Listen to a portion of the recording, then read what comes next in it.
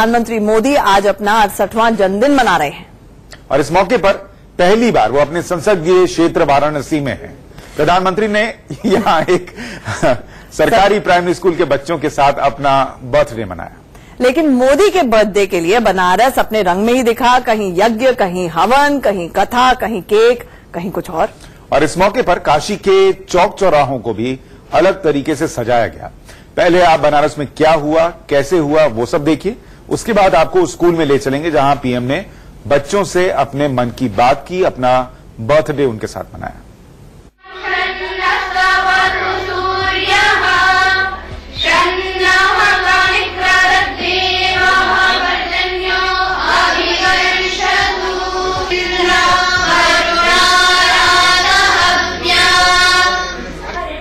हाथ में प्रधानमंत्री की तस्वीर, दिल में उनकी लंबी उम्र की कामना और होठों पर वैदिक मंत्र।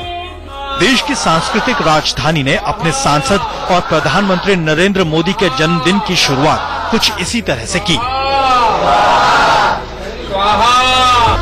ये तस्वीर शहर के महमूरगंज स्थित पाणिनि कन्या महाविद्यालय की है। इन छात्राओं ने वेद के ऋचाओं के जरिए मोदी जी के दीर्घायु होने की कामना की है। इसके लिए हवन, कलश, सबके इंतजाम किए गए। वातावरण को शुद्ध करने के लिए अग्नि का आह्वान हुआ और आखिर में एक स्वर में प्रार्थना।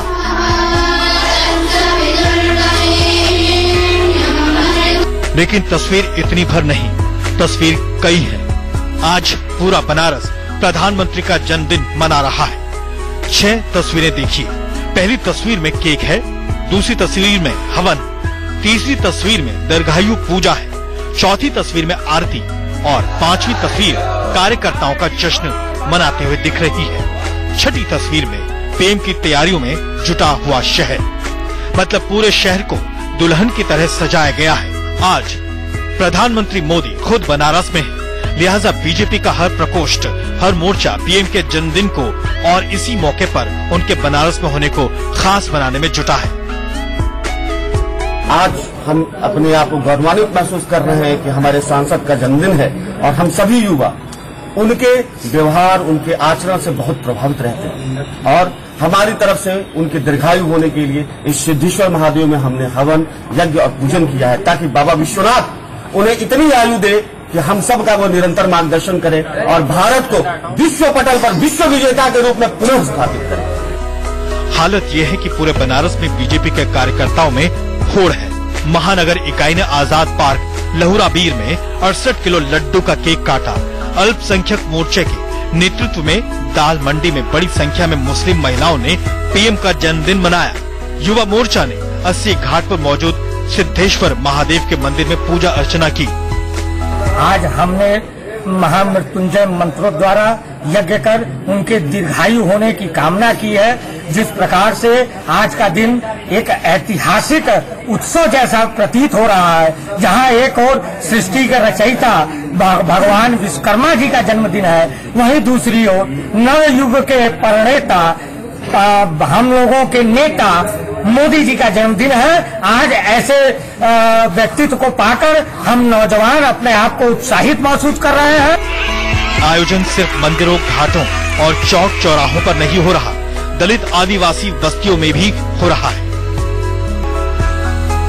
दलित प्रकोष्ठ की तरफ से दिलीप गौड़ ने दलित आदिवासियों की बस्ती में 68 दीप जलाकर प्रधानमंत्री के लिए दीप रंगोली बनाई। फिर बच्चों के साथ केक काटा गया। माननीय प्रधानमंत्री जी नरेंद्र मोदी जी के जन्मदिन के पूर्व संध्या पे हम लोगों ने बड़े ही हर्षोल्लास के साथ उनका जन्मदिन मनाया है और यहाँ पे लोगों ने बच्चों के साथ मिठाइयाँ बांटी हैं और खिलौने बांटे हैं।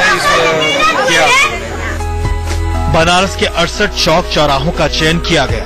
प्रधानमंत्री के 2 दिवसीय यात्रा के दौरान इन चौक चौराहों पर लाइव स्क्रीनिंग के इंतजाम है, जिस पर पीएम का संबोधन, भारत सरकार की योजनाएं और काशी को दिए गए सौगात के बारे में बताया जा रहा है। वाराणसी से रजत राकेश टंडन के साथ संतोष ओझा, इंडिया न्यूज। तो बनारस में पीएम के बर्थडे को लेकर इतने इंतजाम की वजह यह है कि प्रधानमंत्री खुद बनारस में है। उर्व के एक सरकारी प्राइमरी स्कूल पहुंचे थे, जहां करीब 200 बच्चों के बीच उन्होंने घंटा भर बिताया। उन बच्चों से बातें की जो लोअर क्लास और लोअर मिडिल क्लास के घरों से आते हैं। बच्चियों से भी बातें की। इंडिया न्यूज संवाददाता रजत राकेश टंडन इस दौरान स्कूल के बाहर थे। पीएम जब बात करके निकले तो हमारे सहयोगी रजत ने उन बच्चों से बात की जिनसे पीएम ने अपने मन की बात की थी। सुनिए बच्चे कितने उत्साहित थे और क्या बता रहे थे कि पीएम से क्या बातचीत हुई। प्रधानमंत्री नरेंद्र मोदी ने आज प्राथमिक विद्यालय आए, बर्थडे के मौके पे बातचीत करी। आपसे बातचीत हुई थी अंकिता, तो क्या बातचीत हुई थी आपसे? वो पूछे कि विश्वकर्मा पूजा क्या होता है और ये क्यों मनाया था, तो हमने बताया कि विश्वकर्मा पूजा वो है, विश्वकर्मा भगवान पूरे सृष्टि की रचना की है तथा वो हमेशा सबका बनाते, कभी किसी का बिगाड़ते नहीं है। तो पूरा जवाब आपने प्रधानमंत्री जी को दिया? हाँ, पूरा जवाब दिया। और क्या बातचीत हुई प्रधानमंत्री? और वो हमें स्वस्थ एवं स्वच्छ रहने के लिए बताया कि हमें दिन में 4 बार पसीना आना चाहिए। ऐसा हम कार्य करें कि हमें दिन में 4 बार पसीना आना चाहिए, जिससे हमारे शरीर की सभी गंदगी निकल जाएगी। और प्रधानमंत्री बताया। अच्छा, पढ़ाई लिखाई की भी कोई बात करी आप लोगों से? हाँ, उन्होंने बोला कि मतलब हम किसी ने पूछा कि आप कितने घंटे पढ़ते थे, कहाँ पर पढ़ते थे, मतलब आप कितने घंटे दिन में पढ़ते थे। तो उन्होंने जब वो छोटे थे हाँ, उन्होंने बोला कि हम लाइब्रेरी, हमारे घर के बगल में एक लाइब्रेरी था जिसमें किताबें रहती थी, उसमें मोटी मोटी लाइन अक्षर लिखा रहता था, वैसे ही वो पढ़ते थे। मतलब उन्होंने अपना एक्सपीरियंस बताया। आपसे क्या बात थी? हमसे तो कोई बात नहीं हुई, लेकिन हम कहना चाहते थे कि आपको हमसे मिलकर कैसा लगा। तो हमने पूछा नहीं, फिर भी एक बच्चे ने पूछा कि हाँ, आपको हम लोगों को मिलने से खुशी हुई कुल मिला के प्रधानमंत्री बहुत। तो ये आप लोगों ने कोई गिफ्ट दिया प्रधानमंत्री को उनकी बर्थडे? ऐसा हम लोगों को पता नहीं था कि हम लोगों को सामने दिए हम लोग। ये रिटर्न गिफ्ट आप लोग को मिले यहाँ सबको? अच्छा, तो ये स्कूल के बच्चे हैं प्राथमिक विद्यालय के, ये सब यहाँ थे, ये सब लोग यहाँ पर थे प्रधानमंत्री नरेंद्र मोदी के पास। प्रधानमंत्री नरेंद्र मोदी ने इनसे मुलाकात करी आज अपने जन्मदिन के मौके पर और कहा कि हाँ, आप लोग मेहनत करिए और मन लगाकर पढ़ाई करिए। कैमरामैन गौरव के साथ राकेश टंडन, इंडिया न्यूज, बनारस। तो मोदी हमेशा बच्चों के बीच खुद बेहद सहज महसूस करते हैं और वो उनके बीच घुल मिल भी जाते हैं, ऐसा हमने कई बार देखा है, और उनके दिल की बात जानने की कोशिश भी करते हैं। ये भी कई बार हमने आंचल महसूस किया है। कई बार वो बच्चों के बीच जब होते हैं तो उनके कान भी खींचते दिखे हैं। जहां तक मुझे याद आ रहा है, सुशांत आपको याद होगा, शायद ये पहली बार जापान दौरे के समय पर हुआ था। खैर, आज बनारस में पीएम 2 जगहों पर बच्चों से मिले। पहला तो सरकारी प्राइमरी स्कूल था, दूसरी जगह जहां वो ठहरे हुए हैं, वहां की दलित बस्ती के उन बच्चों से मिले जिन्हें काशी विद्यापीठ के बच्चे अपने जेब खर्च के चंदे से जुटाए पैसे से पढ़ाते हैं। तो प्रधानमंत्री बच्चों से मिल रहे हैं, उनसे बातें कर रहे हैं। और आंचल, ये किसी के लिए कोई हो सकता है बहुत बड़ी बात ना हो, लेकिन उन बच्चों के लिए कई बार उनके मन पे एक छाप रह जाती है कि वो प्रधानमंत्री से मिले हैं और उन्होंने अगर कुछ सिखाया हो कि ऐसे आगे बढ़ना है, ऐसे जीवन में करना है, तो वो कई बार बहुत बड़ा इम्पैक्ट छोड़ती है इन छोटे बच्चों के मन में। लाइफ लॉन्ग वो यादें होती हैं और एक इंस्पिरेशन की तरह होती हैं। और ये बच्चों के लिए भी शायद, क्योंकि जिस बैकग्राउंड से आते हैं, जैसे कि हमारे सहयोगी रजत ने भी रिपोर्ट दिखाई, ये सारे मिडिल क्लास और लोअर मिडिल क्लास बैकग्राउंड से आते हैं, तो उनके लिए प्रधानमंत्री से न सिर्फ मिलना, घुलना मिलना, बातचीत करना, बल्कि प्रधानमंत्री का उनको कोई सबक देना, सीख देना अपने आप में बहुत महत्वपूर्ण है।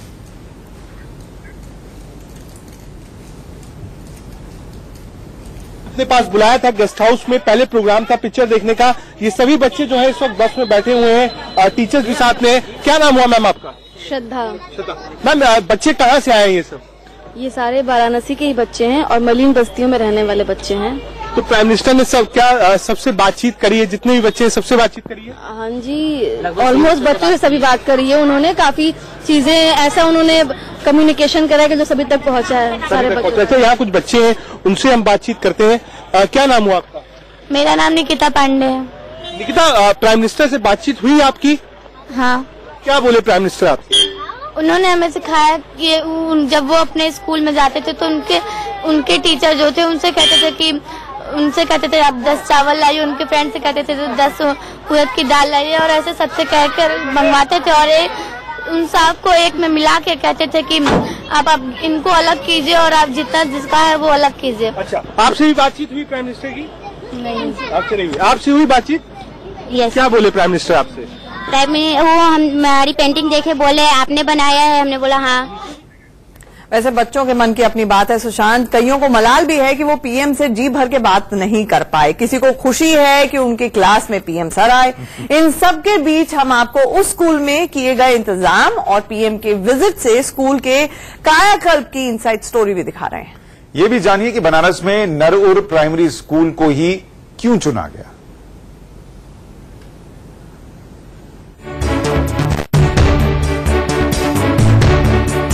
बीच में सरस्वती और दोनों तरफ मोदी योगी। अंदाजा आपको इस तस्वीर से हो ही गया होगा कि पीएम के लिए प्राथमिक विद्यालय नरूर में कैसी तैयारी है। जन्मदिन पर बनारस में प्रधानमंत्री का पहला कार्यक्रम इसी स्कूल में रखा गया। पीएम के पहुंचने से पहले इस स्कूल का कायाकल्प करने के लिए पूरे बनारस का महकमा लग गया। 200 छात्रों के अलग अलग ग्रुप बनाए गए। कुछ दिनों पहले ही उनके स्कूल ड्रेस साफ सुथरे करवा दिए गए, नहीं तो नए स्कूल ड्रेस बांट दिए गए। बच्चों को बाहर कतार में खड़ा कर उन्हें स्वच्छता के नारे रटवा दिए गए।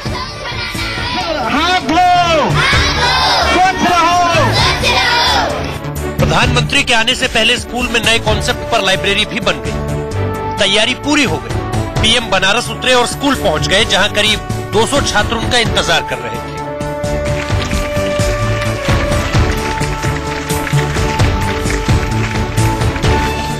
हम लोगों को बहुत खुशी हो रही है, हम लोगों को विद्यालय में आए हैं। Happy birthday to you, happy birthday to you, happy birthday काका मोदी। बहुत खुशी हो रही है। आपको लग रहा होगा वाराणसी में 100 से ज्यादा सरकारी प्राथमिक विद्यालय हैं, नरूर में ही क्यों पीएम पहुंचे। दरअसल इस प्राथमिक स्कूल में नागेपुर जयापुर के बच्चे भी पढ़ते हैं। ये वो गांव है जिसे पीएम ने गोद ले रखा है।